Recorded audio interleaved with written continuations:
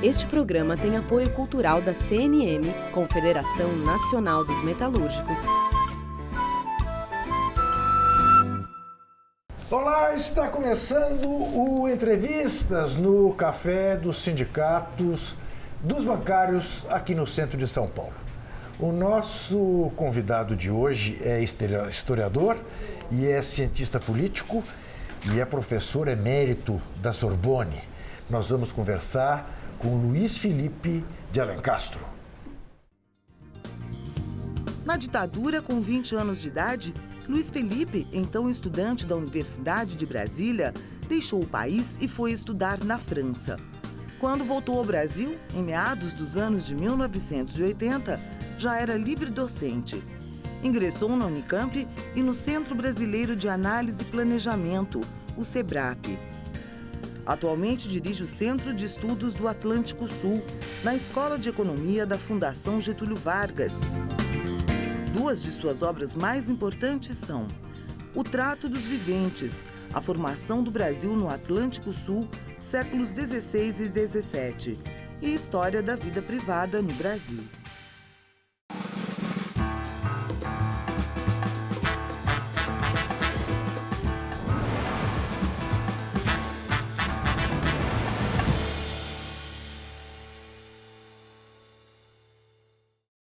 Professor Luiz Felipe de Alencastro, é um prazer tê-lo aqui, muito obrigado. Obrigado a você, Juca. E como primeira pergunta, por dramático que possa parecer, eu gostaria de saber de você o seguinte: o Brasil elegeu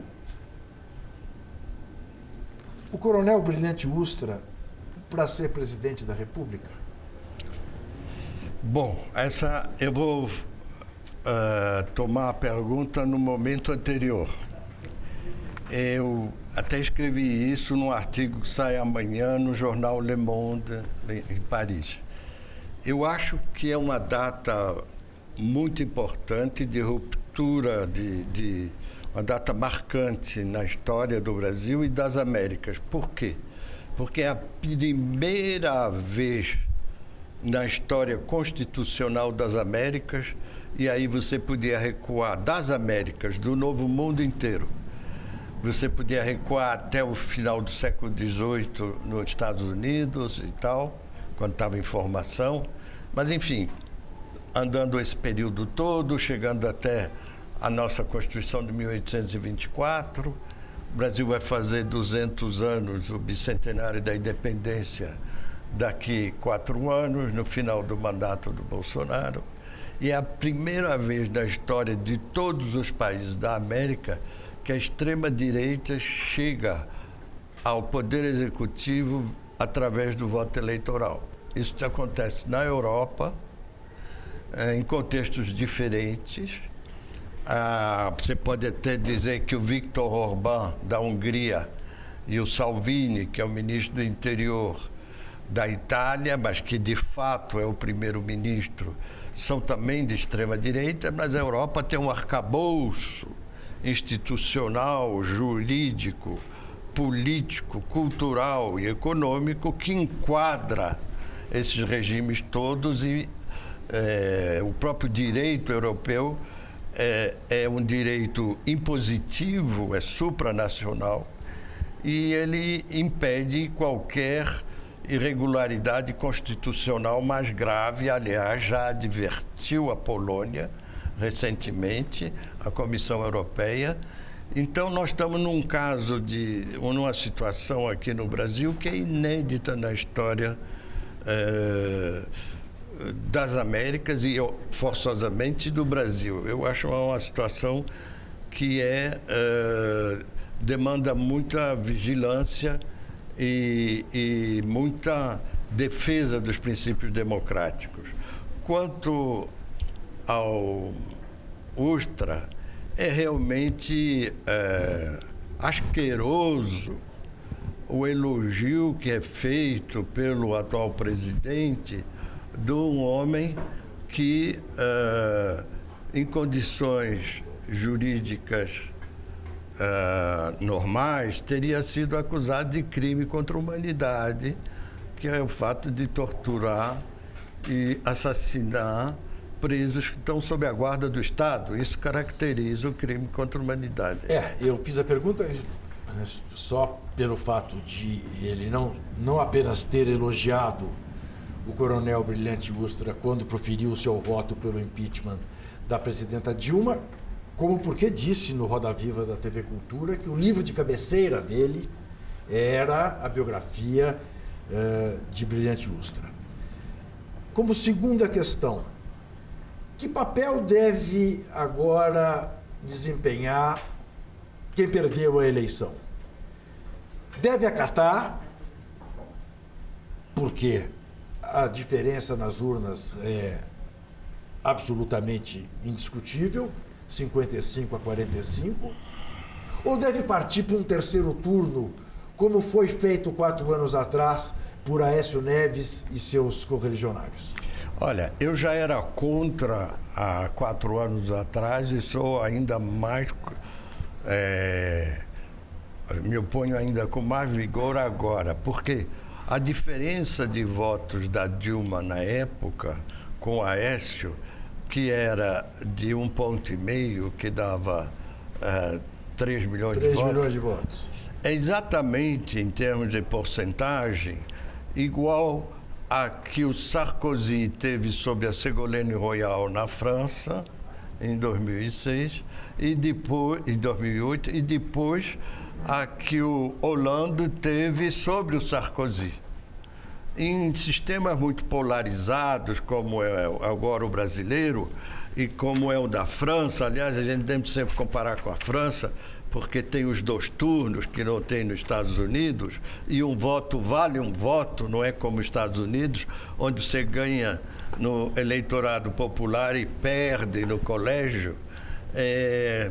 E isso, na época, na França, ninguém chamou isso de uma vitória apertada. Então, a coisa não é matemática. É uma coisa, o critério é a diferença de votos, ponto. Muito bem. A meu lado, para participar dessa entrevista, a jornalista, escritora, pesquisadora e professora Rosane Borges. E a jornalista da Rádio Brasil Atual, nossa companheira Marilu Cabanhas, que já esteve aqui outra vez. Agradeço a presença de vocês e passo a você, Marilu, o direito de fazer a primeira pergunta, lembrando a você e a Rose que, feitas as 2 primeiras perguntas por vocês, isto aqui vira um bate-papo, ok? Faça favor. Bom, prazer estar aqui com todos e você. E eu queria saber do professor a respeito da frente ampla democrática que já se fala entre movimentos populares, partidos políticos, lideranças importantes no país. O senhor acredita que já nesse primeiro dia após a eleição, o senhor acredita que vai ser construída essa frente ampla e qual a possibilidade de sucesso, na sua opinião, frente a esse novo presidente que acaba de ser eleito, que é um presidente de extrema-direita, como o senhor falou? A classificação de extrema-direita, que progressivamente se apagará no Brasil, aliás, ela não existe na imprensa brasileira, é dada pela quase totalidade da imprensa mundial. Basta abrir os jornais hoje. Quando eu falo da imprensa, eu falo da imprensa dos países democráticos que tem experiência sobre esse tipo de situação. Evidentemente, a tendência é comparar com o Trump, mas o Trump é candidato do Partido Republicano. O vice-presidente dele foi o governador de Indiana. Eu, aliás, quero falar sobre isso também.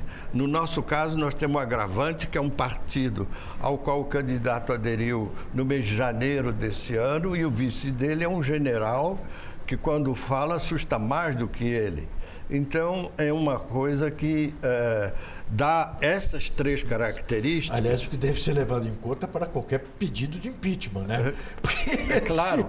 É isso. Mas o filho dele disse isso num tom de brincadeira, que agora deve ser tomado a sério. Eu achei bom o papai escolher o general Mourão como vice, porque aí ninguém dá o impeachment nele. Certo.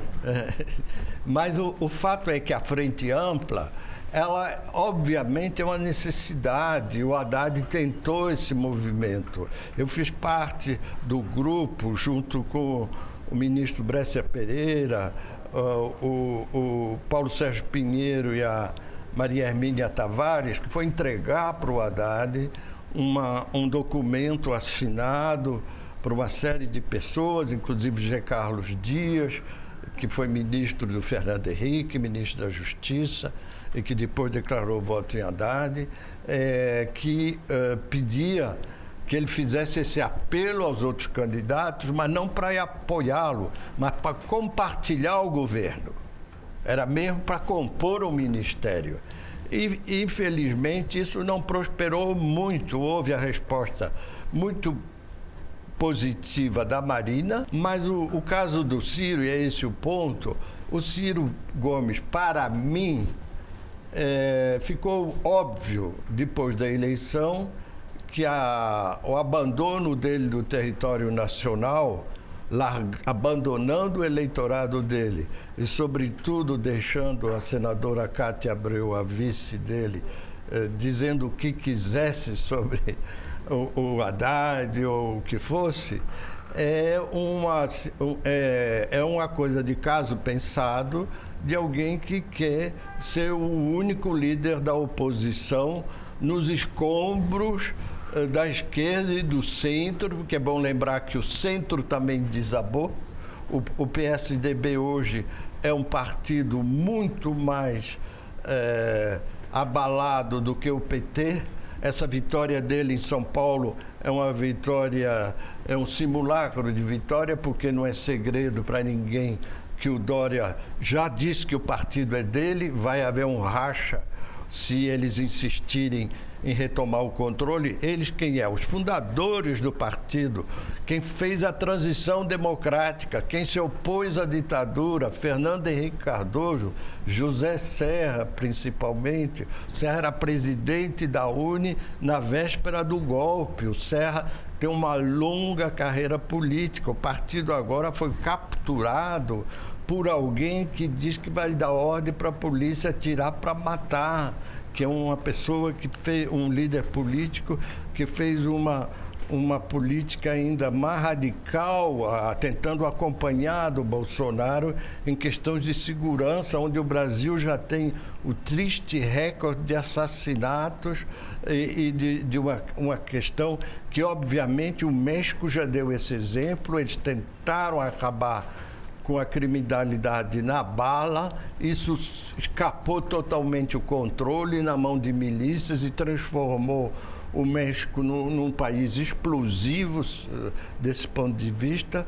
Então eu espero que eles resistam ainda, mas o fato é que a liderança, há um vazio político muito grande, não só na esquerda, com a prisão do Lula, mas com o desabamento do centro-esquerda, se você quiser, às vezes centro-esquerda, às vezes centro-direita, pouco importa, mas, enfim, era uma oposição republicana. Eu queria lembrar que o PT, o Lula, depois a Dilma, enfrentaram, desde 94, candidatos do PSDB, e nunca o debate presidencial saiu do trilho, sempre foi um debate republicano, não houve insulto, não houve baixaria, sempre se manteve até o fim, em situações difíceis, e se manteve o bom trato. Rosane Borges.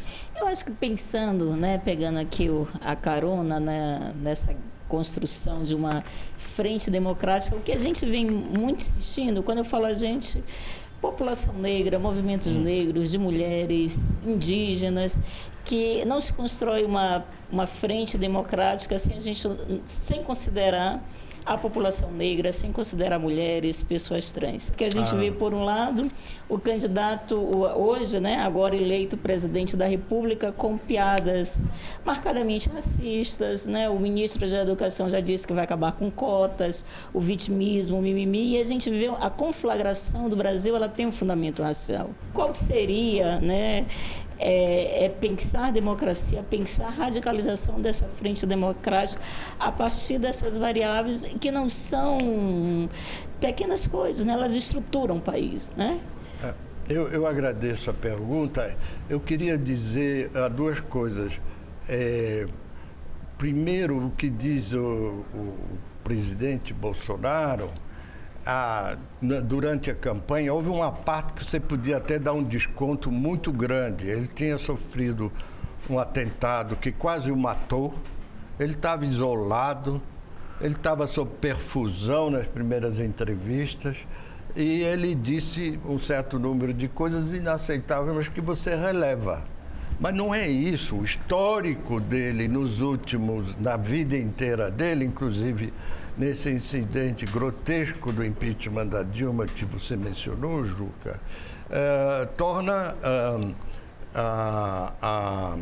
essa ideia de que foi uma coisa extemporânea, como ele às vezes diz... No calor da hora. No calor da hora, uma coisa meio inaceitável. Agora, de qualquer maneira, ele está profundamente enganado. Quando ele disse, nós vamos acabar com esse ativismo todo, ele não sabe, não conhece o país e a sociedade complexa e o desejo de liberdade que há no Brasil, que o Brasil se acostumou e que nem o Erdogan consegue fazer na Turquia e que só quem já montou uma máquina repressiva lá atrás, como é Coreia do Norte, China e até por outras circunstâncias, Cuba também, você pode estrangular o movimento de opinião, policiar a internet e o que for. Vai dizer para a juventude que você não vai ter mais acesso livre à internet ou WhatsApp, essas coisas todas. É impossível isso nesse país.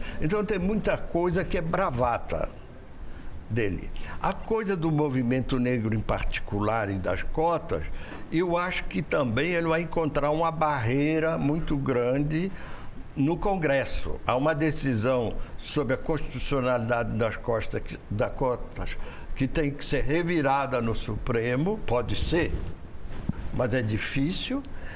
Houve um voto unânime do Congresso, no Senado e na Câmara em favor das cotas. É uma lei perfeitamente já assimilada pela sociedade e que já está em curso. São centenas de milhares, se você juntar as cotas mais o ProUni, são centenas de milhares de pessoas formadas dentro desse padrão. É muito difícil voltar atrás.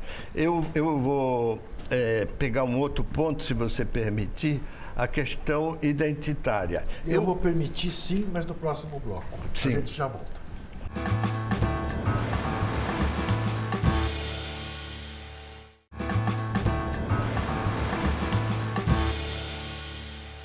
Estamos de volta ao Café do Sindicato dos Bancários, no centro de São Paulo, conversando com o historiador, cientista político, professor emérito da Sorbonne, Luiz Felipe de Alencastro, que vai falar agora, respondendo a Rosane Borges, sobre a questão identitária.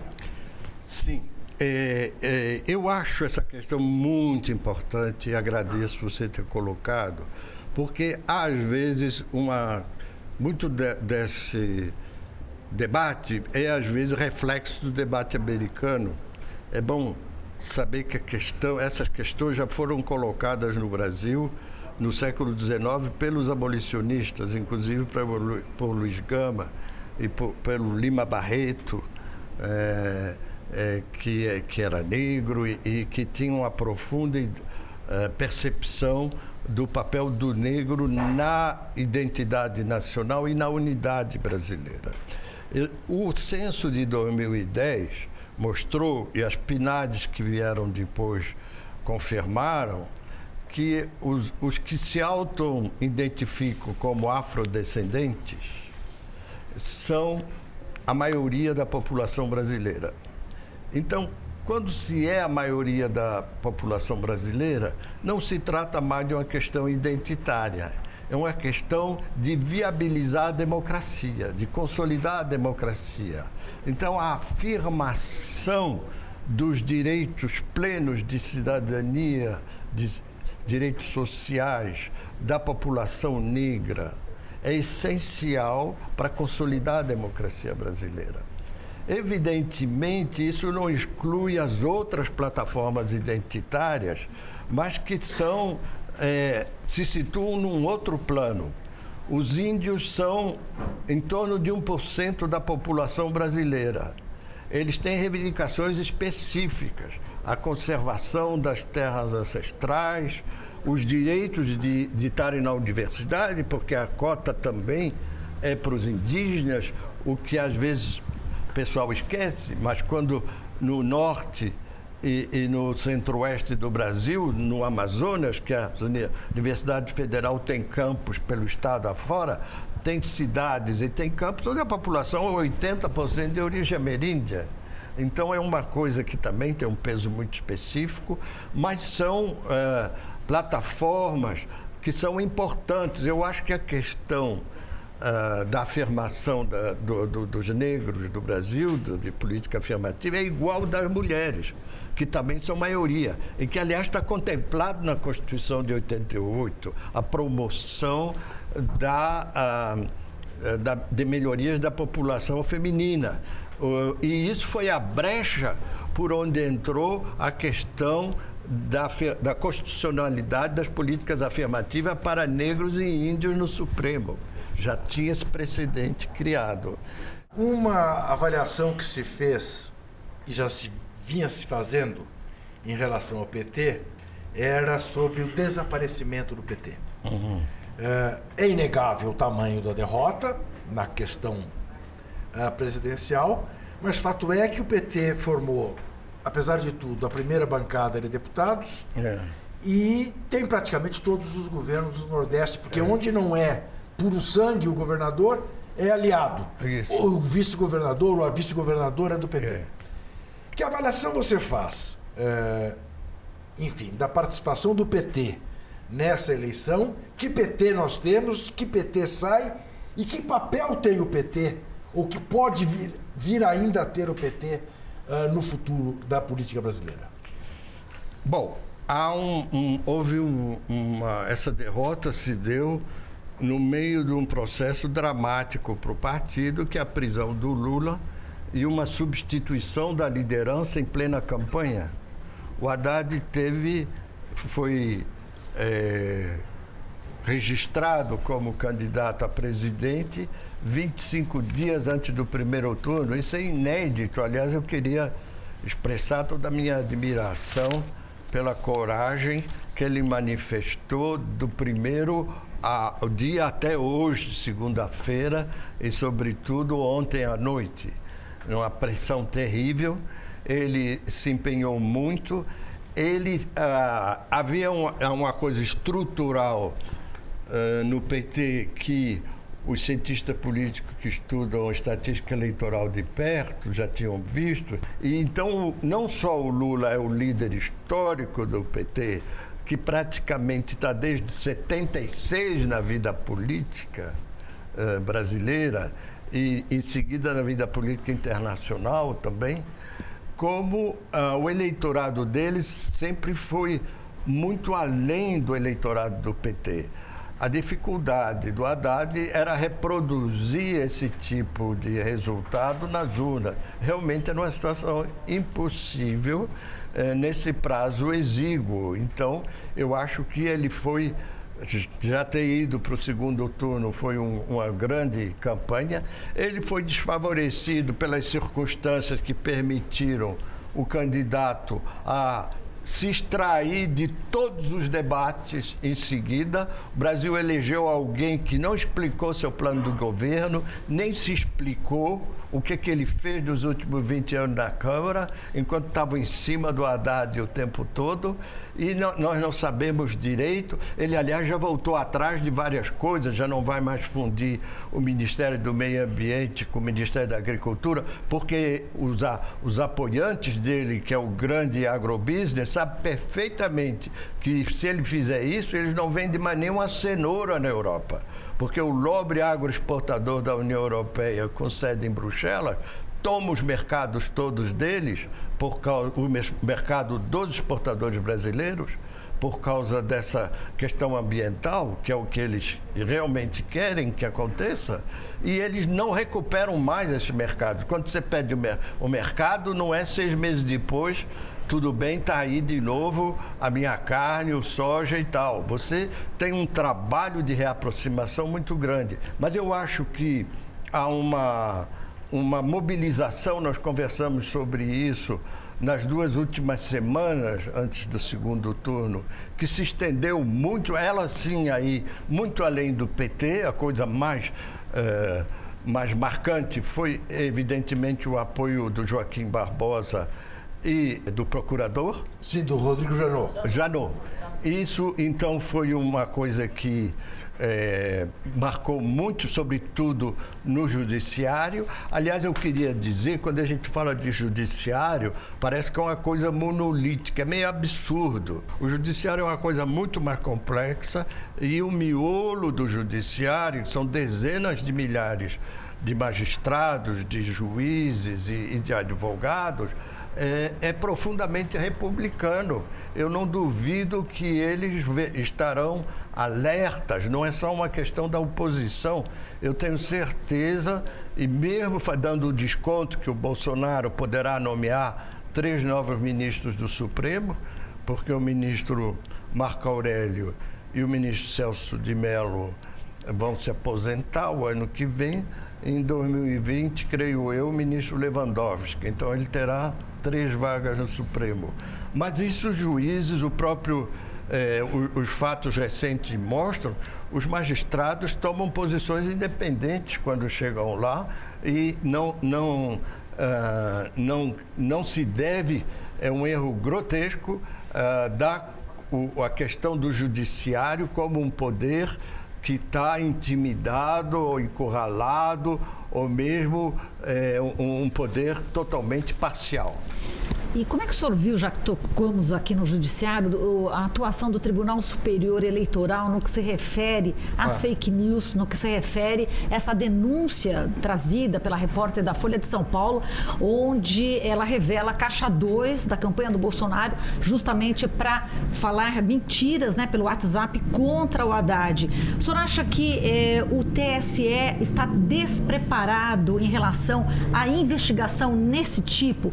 Não existe o conhecimento suficiente, a agilidade suficiente para coibir isso? O senhor sentiu isso? Eu acrescento a pergunta da Marilu. Vai ficar como uma espada sobre a cabeça do presidente eleito? Essa questão, esta investigação, como de alguma maneira ficou uma espada sobre a cabeça da presidenta Dilma em relação às denúncias do PSDB? Eu vou começar por esse ponto. Eu acho que não, porque a diferença de votos é muito grande. A outra vez, a conclusão do ministro Toffoli, que eu falei a respeito justamente da Dilma e do Aécio, ele já tinha dito que o pequeno número de fraude constatada não alterava o resultado e a distância era muito menor. Evidentemente que as calúnias em cima do Haddad tiveram um impacto numa parte do eleitorado que não o conhecia, não é? Veja bem, isso é muito importante. Há uma parte do eleitorado que não tinha ideia de quem ele era, e é flagrante no caso de Recife. Recife ele perdeu no primeiro turno, voltou lá e fez campanha de novo a 4 dias do segundo turno e ganhou. Quer dizer, houve um contato, a política brasileira e de toda parte é feita assim, os candidatos têm que viajar é bom não esquecer que o Bolsonaro estava em campanha há 4 anos já, claro. Ele já esteve nos Estados Unidos, já tem gente organizada em torno disso. A presidente da comissão da OEA que seguiu disse que houve um ataque maciço, ela tem motivos para não ir adiante dessa declaração, mas era um caso limite no mundo que aconteceu aqui. Isso está sendo estudado de maneira muito atentamente, porque daqui uma semana tem eleições nos Estados Unidos e a própria Facebook, que é dona do WhatsApp, e a Twitter estão sob vigilância dessa coisa toda nos Estados Unidos. Isso, provavelmente, daqui a um tempo, vai haver uma legislação muito mais restrita.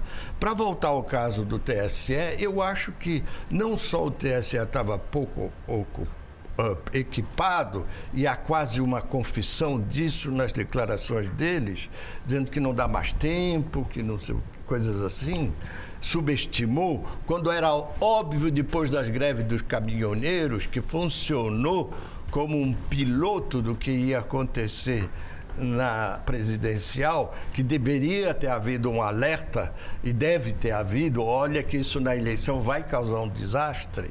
Mas a ministra Rosa Weber, também a respeito da entrevista do Bolsonaro, não só na Record 2 vezes, dizem, não só sobre a legalidade, mas sobre a questão de fundo, onde ele questionava as urnas, ela respondeu: as urnas são seguras, mas isso é uma questão de opinião. Não é uma questão de opinião. É uma questão de tecnologia. Ela é a garantidora constitucionalmente, claro, da idoneidade do processo inteiro. Claro. Ela não pode dizer que é uma questão de opinião. Ela tinha que interpelá-lo. Prove imediatamente. Claro. Isso é inaceitável no candidato à presidência da República. Claro. Mas quer ter coragem. Eu acho que o termo opinião, WhatsApp, fake news nos leva muito. O Bolsonaro, ele atingiu uma gama muito expressiva da população pelo WhatsApp, né, pelas fake news, mas com um menu temático mais ou menos invariável, né? Era a política de costumes, os cidadãos de bem, né, que ganharam uma força. A gente costuma brincar, o tio do churrasco ganhou legitimidade, uma pauta pelo cidadão de bens, pela família. E o que a gente viu, o que o WhatsApp serviu, foi muito instrutivo, que de fato a informação, ao contrário do que a gente imaginou, ela deixou de ser uma commodity nas redes sociais. O que virou commodity é opinião. E as nossas opiniões e crenças passaram a validar o mundo. O senhor acha que nesses 4 anos, né, que a gente tem pela frente, que esfera pública nós teríamos, né? Que tipo de formação de opinião pública que a gente tem quando informação, argumento deixaram de ser de fato uma via, né, da ação comunicativa, e a gente tem crenças e opiniões. Eu acho que o kit gay é um exemplo cabal, né? Foi a própria Rede Globo, jornais disseram, olha, nunca existiu, e até hoje o kit gay, ele está ali no mundo subterrâneo do WhatsApp para dizer, olha, de fato, né, ora foi o Lula que assinou, ora foi o Haddad, ora ali Dilma, mas não interessa. Interessa, né, para essa gama que de fato existiu. É a versão. Então, acho que como é que a gente pode, e um candidato que usou muito das crenças, das opiniões da pessoa para validar o mundo, né, que esfera pública né, se houve um deslocamento em termos partidários, eu acho que a comunicação ela mudou muito, né? As trocas comunicativas, e isso teve um peso, eu acho, fundamental para a gente chegar no 29, no 28 e hoje, né, discutindo essas questões. Isso a gente também vítima com países muito mais desenvolvidos. Isso também ocorreu parcialmente no Brexit, e a Inglaterra é a mais velha democracia parlamentar do mundo, foi vítima disso. Aconteceu na eleição americana, mas aí com interferência russa, por isso que todo mundo ficou ouriçado. E isso é uma questão que demanda muita vigilância cidadã. Mas eu acho que houve também coisas mais concretas que o PT deve tirar uma lição. O PT perdeu a eleição essencialmente porque perdeu a eleição no Rio e em Minas, que eram os estados que sempre davam suporte ao eleitorado do Nordeste e faziam a diferença em favor do Lula, numa melhor escala, que ele tinha uma votação mais espalhada, mas, sobretudo, da Dilma. E ele perdeu a diferença de votos entre a Dilma no segundo turno e o Haddad no segundo turno do Rio. O Haddad teve menos 42%. É gigantesco. Isso foi o Alberto Almeida, o cientista político, que levantou esse ponto. Isso é essencial para entender. O que houve no Rio? O caso a política que o PT fez no Rio, desde a ruptura com o meu amigo Vladimir Palmeira, lá atrás, foi uma política que teve um custo muito grande. O PT se associou com o PDT num primeiro momento, depois com o PMDB, e no momento que o Rio teve a chance da história dele, de 5 séculos, de sair do sufoco. Investimentos maciços da Petrobras, Copa do Mundo, Jogos Olímpicos. Ganhou a quina 3 vezes. E isso desandou uma corrupção e uma situação também de insegurança. E isso é um outro ponto que o PT demorou a se manifestar, e o Haddad em particular, a perceber que a insegurança atinge e vitimiza os pobres e os negros em primeiro lugar, que têm os seus bens e suas vidas ameaçadas, que moram em lugares de total abandono do poder público, que são vítimas de raquete e roubos, de extorsões de todo tipo. Isso era uma questão que devia ter sido central no debate político e não deixar a direita com isso. Veja bem, de novo citando Alberto Almeida, entre o voto da Dilma e o do Haddad ficou faltando 6,5 pontos dos votos dos mais pobres, que tinham vindo para a Dilma, não vieram para o Haddad. Então, teve a fake news, mas teve também falhas do partido. Em bom português, a esquerda há anos negligencia a questão da segurança pública. Da segurança pública. Isso é a pura verdade. Acabou. Não há o que discutir, quer dizer, há o que constatar e há o que melhorar nesse aspecto. Eu preciso fazer mais um intervalo, mas voltaremos em seguida. Até já.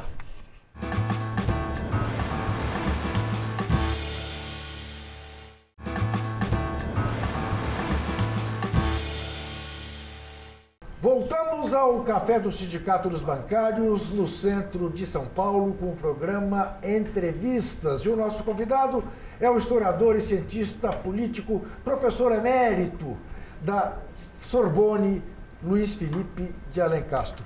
Professor, no começo do programa a gente até brincou com a história de que tem que tomar muito cuidado para pensar na hipótese de um impeachment do presidente Bolsonaro, porque o vice-presidente é um general ainda mais assustador.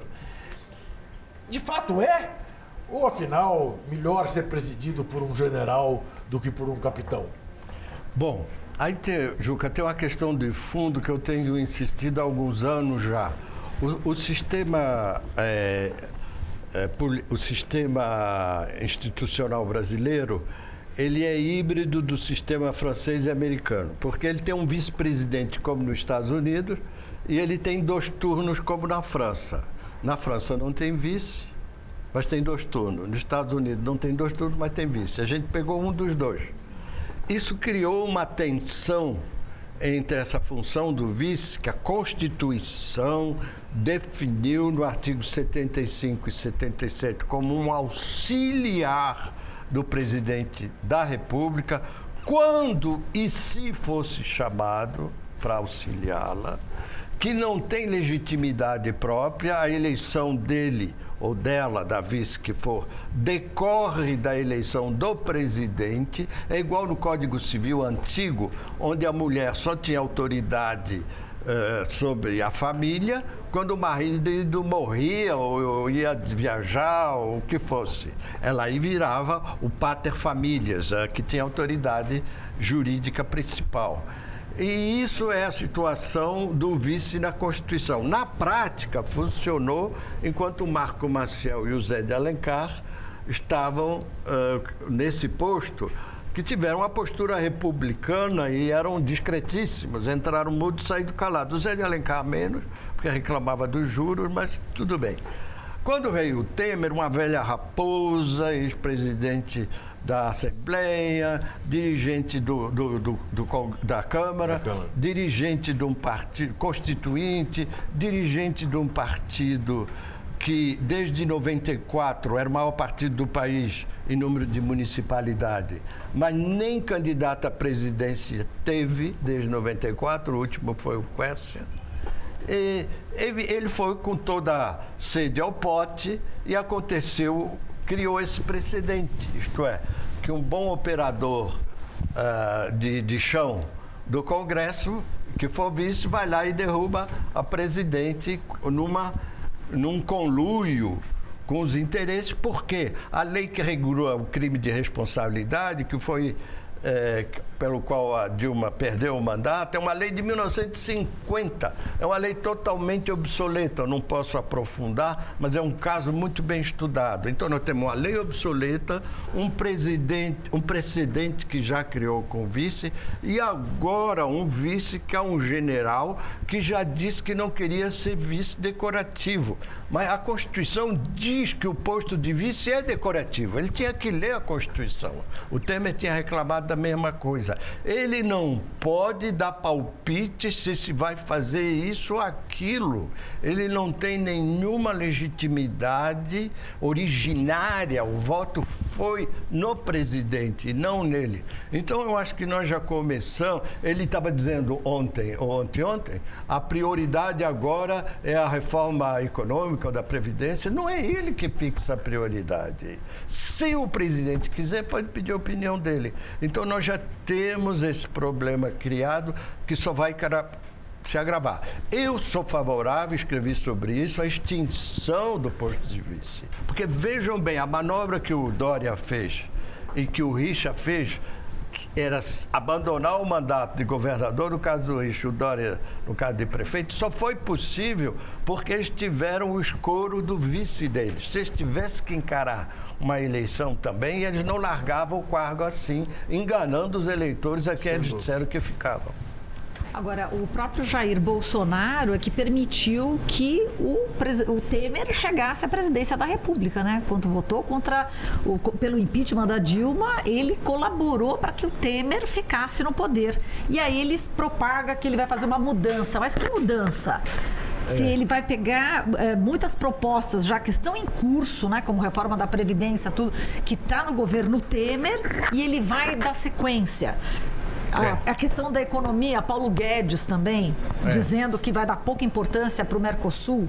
Né? Então, essa questão econômica meio que vai seguir. Ele votou contra as leis trabalhistas, o Jair Bolsonaro. Então, é uma sequência, né, do Temer, praticamente. Eu acho que aí até quem pagou um preço mais alto foi o PSDB, que achou que ia controlar a situação depois do impeachment e afundou direto. Uma das coisas mais patéticas para a minha geração é ver o sumiço, que é da mesma dele, o sumiço do Serra, do debate político, não é?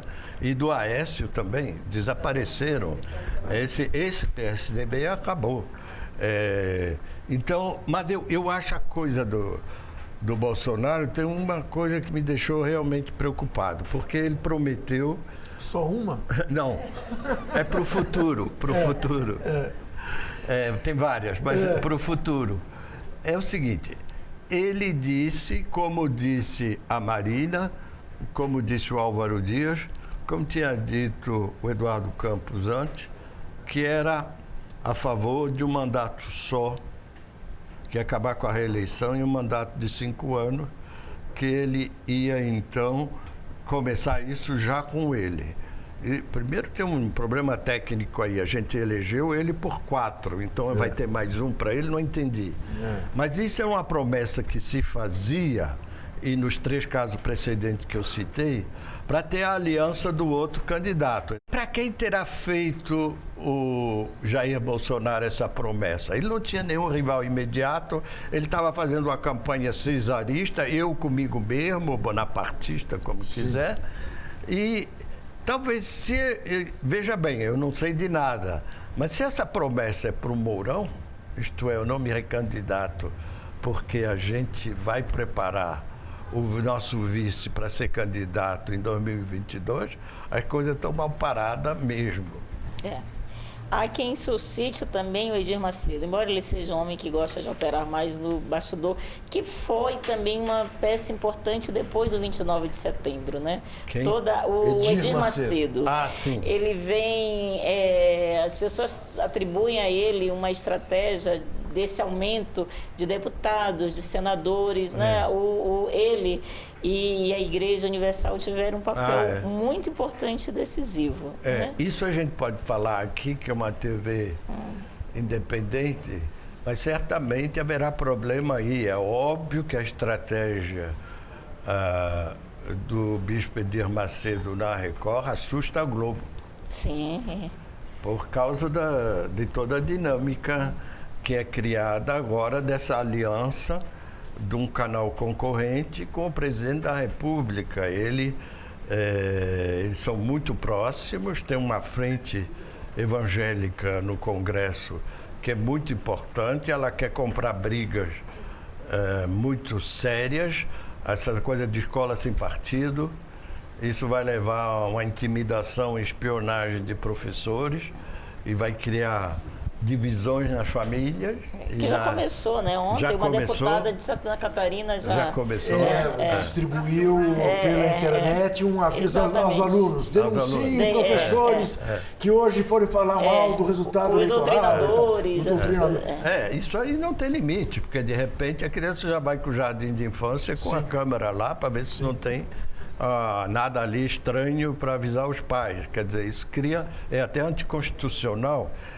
E outras coisas, tirar a política de gênero, que eles não definem nem o que é. E tem uma outra coisa que me causa curiosidade de saber a sua opinião. Temos o acordo explícito, o apoio explícito do presidente Trump em relação ao novo presidente do Brasil, e temos uma Venezuela aqui, na nossa fronteira. Como é que você acha que vai se dar esta política sem ideologia da política externa brasileira prometida pelo capitão Bolsonaro? Veja bem, eles falam que não só é sem ideologia, mas contra as ditaduras e tal. Então tem que começar a romper relação com a China. Com a China. Porque a China, eu quero ver se eles são duros mesmo de princípio. Diga isso que vai romper com a China. Eles chegaram a sugerir e levaram um cala-boca imediatamente. Sim. A China é o primeiro parceiro comercial do Brasil desde 2009. E ela não topa esse tipo de interpelação, nem dos europeus, nem dos americanos.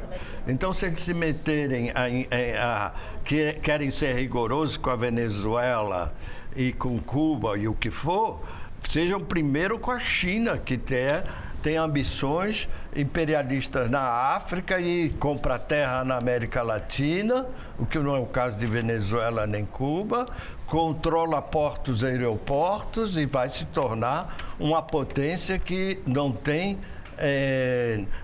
com nenhum mecanismo democrático de garantias individuais instaurado na sua Constituição. Então, isso é também uma coisa muito vulnerável. Está acontecendo agora uma coisa extraordinária que devia servir de exemplo para todo mundo, também a Arábia Saudita, que é uma monarquia ditatorial e com uma dose de extremismo religioso muito grande. Então, você fez referência ao fato de estarmos numa casa independente, felizmente estamos. Se não estivéssemos aqui, eu não estaria. Aí me permito te fazer uma pergunta que aparentemente é uma heresia.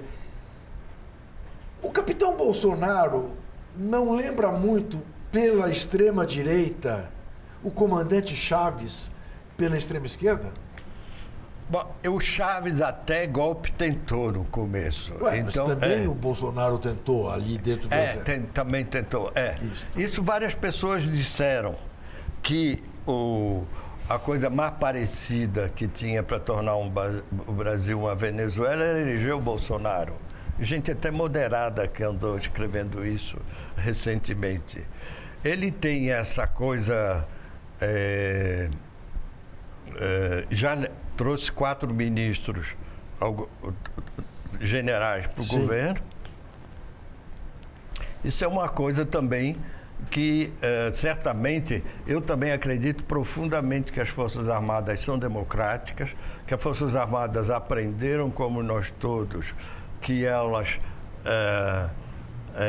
não podem sufocar um país desse, um país vibrante e um país complexo como o Brasil. Pagaram um preço alto, saíram pelas portas do fundo em 85, com o Figueiredo dando uma banana para o eleitorado brasileiro, numa imagem da TV Manchete que eu fui atrás e sumiu, mas nós todos vimos, quem era adulto na época, você deve se lembrar disso, e há uma frase do presidente Geisel, já velhinho, para um jornalista que eu conheço e que contou: nós antes íamos para o poder e largávamos, como em 89, ele estava falando, derrubar o Império, né? Depois em 54, e em 61, e em 64 resolvemos ficar porque achamos que os casacas, o jeito que eles chamam os civis, né? Sim. Não davam conta de administrar o Brasil. Aí descobrimos que nós éramos piores que os casacas. Então, fizemos pior que eles. Então, eu acho que o Exército sabe perfeitamente que ele não pode fechar uma sociedade assim, como essa, e se comprometer em em tarefa de policiamento. Aliás, está nos jornais de hoje que o Exército está preocupado com isso. O Exército não está nem equipado, nem é a missão dele constitucional de garantia da ordem no sentido comezinho da coisa. O Exército sabe também que o Brasil, sempre o que fez, quem ganhou as fronteiras brasileiras, exceto na Guerra do Paraguai, foram os diplomatas. O Brasil tem fronteiras com os países, quase todos os países da América Latina, e foram negociações, foi discussão. Melhor garantia de uma fronteira é uma negociação. A Europa mostra isso muito bem. E essas aventuras todas eu acho que não vão encontrar respaldo. Se há uma marca, entre tantas, em sua obra, é o estudo da relação entre os países, entre países explorados e países exploradores. O mundo mudou muito, mas continua esta relação sendo a relação que prevalece? Bom, eu estava falando a situação da China, sobretudo na África, porque a China, a China é a grande muralha, é uma política defensiva. Ela foi muito discreta depois que virou comunista. Antes ela tinha uma política regional, claro, ali mas é geralmente uma política defensiva. Mas ela hoje precisa ter acesso à matéria-prima que está no Oriente Médio, na África, e ter acesso aos mercados europeus e mercado africano também. E ela está tem um braço marítimo da Rota da Seda e tem um braço terrestre asiático da Rota da Seda, que interliga o Extremo Oriente com a Europa e com a África. E ela está sendo levada agora a ter uma política de clientelismo político que vai levar também a China, e já em parte a explorar a África também. Então a África é um continente, que é o continente que eu estudei mais, que tem essa sina de ter uma classe dirigente corrupta, não em todos os países, porque em Moçambique é um governo sério, o Ruanda também está em grande desenvolvimento, a Etiópia também se desenvolve. Elegeu a primeira presidenta agora, né? Elegeu, é uma presidência eleita pelo voto indireto, né? Indireto. Mas é uma coisa muito importante. Sim. São os dois países que mais crescem, a Etiópia e o Ruanda. E essa exploração continua porque ela é coberta pelo interesse nacional de quem é mais poderoso, não é? E, infelizmente, isso nem a ONU dá conta, nem a OMC. Além disso, o Trump está dinamitando o pouco que havia de regulação da ordem internacional criada no pós-guerra pelos próprios americanos. Certo. Essas instituições todas que ele ameaça de sair ou sabota, como é o caso da Organização Mundial do Comércio, presidida por um diplomata brasileiro, Roberto Azevedo, e como é o caso da própria ONU, não é? Aliás, no começo, quando estava nesse destempero todo, o Bolsonaro disse que iria sair da ONU, porque só tinha comunista. Isso. O que é uma dose de primarismo que não existe em nenhuma extrema-direita da Europa ou da América. Ué, agora a ponto de Marine Le Pen ter dito disse que não, aqui não. Aqui não. Agora tem, eu acho que foi feita uma declaração recente que a política externa do governo dele não seria orientada, motivada por nenhum viés ideológico, isso fazendo uma crítica indireta, né, o que foi a política externa, né, dos governos petistas, do governo Lula, a conexão Sul-Sul. Rosane, deixa eu te falar uma coisa. Um bom programa, a gente sabe que está acontecendo quando a gente fica com gosto de quero mais. E é exatamente o caso do que está acontecendo nesse momento. O papo está ótimo. Porque essa questão que você tão bem encaminha, o Luiz Felipe virá aqui responder numa outra ocasião. No momento, eu vou agradecer muito pela sua presença, pela presença de vocês duas. Obrigado, Rosane. Obrigado, Marilu. Lembrar que você pode ver a TVT no Facebook, pode ver também no YouTube. Lembrar que toda terça-feira, às 10 horas da noite, a gente está aqui. E lembrar, mais do que nunca, neste dia pós-eleição presidencial no Brasil, que é de noite, faz escuro, mas a gente canta, e que desesperar jamais.